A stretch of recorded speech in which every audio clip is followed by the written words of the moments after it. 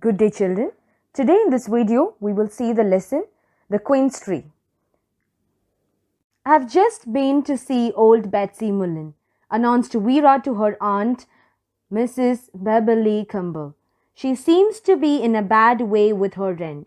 She owes about 15 weeks of it and says she doesn't know where the money will come from. Betsy Mullen is always in trouble with her rent. The more people help her with it, the less the troubles herself about it, said the aunt. I certainly am not going to assist her anymore.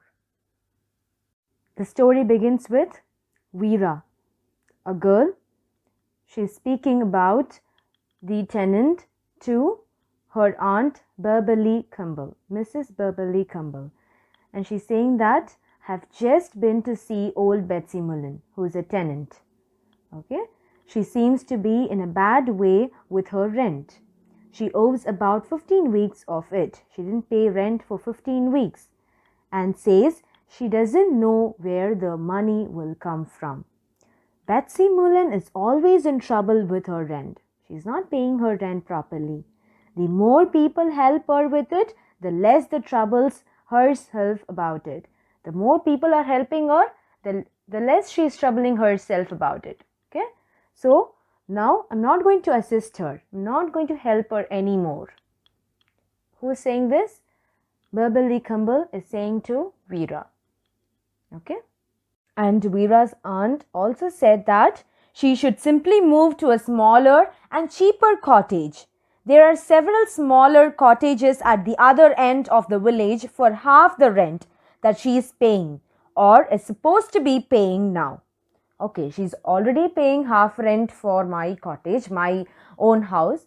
Okay, so she can at least move to some other cottage, a small cottage where she can pay a half a rent. Okay, I told her that a year ago, and she has said this a year ago. Okay, to move to a smaller cottage. But she wouldn't get such a nice garden anywhere else, protested Vera. Vera got against her aunt and she was saying, but she wouldn't get such a nice garden anywhere else, isn't it, auntie? She said this to her aunt, okay?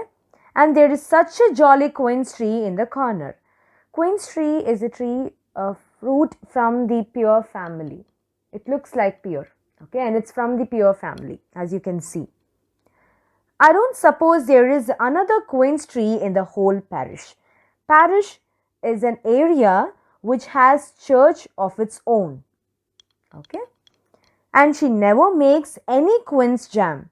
I think to have a quince tree and not to make quince jam shows such strength of character. Oh, she can't possibly move away from that garden. Okay, so Vera is stating that having a quince tree and not making a quince jam is something shows a character, a very good character, because the land doesn't belongs to you and the quince tree also doesn't belongs to Betsy Mullen. So she's not plucking any fruit from the quince tree. Okay, and she's not making any jam out of it. Oh, she can't possibly move away from that garden, said Vera. So how did Vera's aunt react to it? She said it in a very sarcastic and a very serious way. She said, when one is 16, one talks of things being impossible which are merely unpleasant. She's stating this to Vera. Okay? It is not only possible, but it is also desirable that Betsy Mullen should move into a smaller house. Okay? And it is desirable and it is not possible, and so Betsy Mullen should move to a smaller cottage. Okay?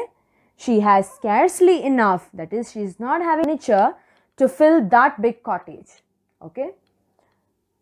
So after a short pause, Vera said, as far as value goes. Okay, what do you mean by that? She said that there is more in Betsy's cottage than in any other house for miles around. So she said, okay, there are many valuable things which are there inside Betsy's cottage than in any other house for miles around. Okay, she said something which is very mysterious and in a speculation way. Okay. Nonsense, said the aunt. She parted with whatever old chinaware she had long ago. Okay, so Vera said that there is more in Betsy's cottage than in any other house for miles around. Okay, she said this. After this, her aunt is reacting to it like nonsense. She's not having anything, but she's having only a chinaware which she had long ago. What do you mean by chinaware? An object made from a hand-white substance like glass. So that is chinaware. Okay. I'm not talking about anything that belongs to Betsy herself, said Vera darkly. But of course, you don't know what I know, and I don't suppose I ought to tell you. Okay, so what happened? Vera said darkly. So what does this mean? In a mysterious way. Vera said this in a mysterious way.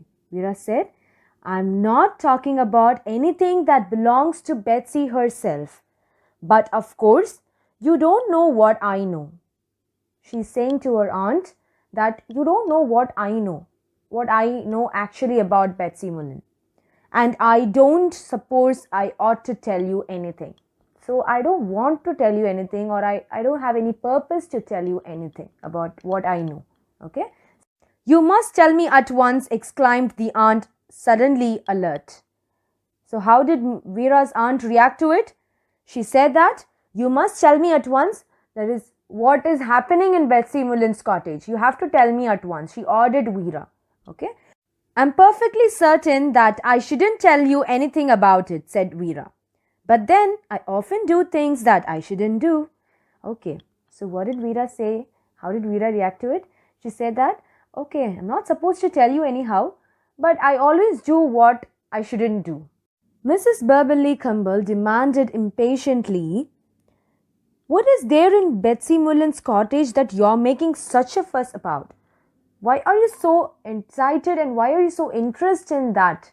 Okay, what is there in Betsy Mullen's cottage? She demanded this to Vera. It's hardly fair to say that I have made a fuss about it, said Vera.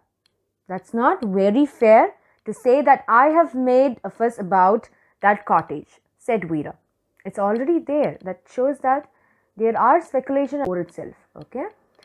This is the first time I have mentioned the matter. But there has been no end of trouble and mystery and newspaper speculation about it. It's rather amusing to think of the columns of conjecture in the newspaper and the police and detectives searching everywhere at home and abroad. Abroad doesn't mean that it is from foreign or some other country.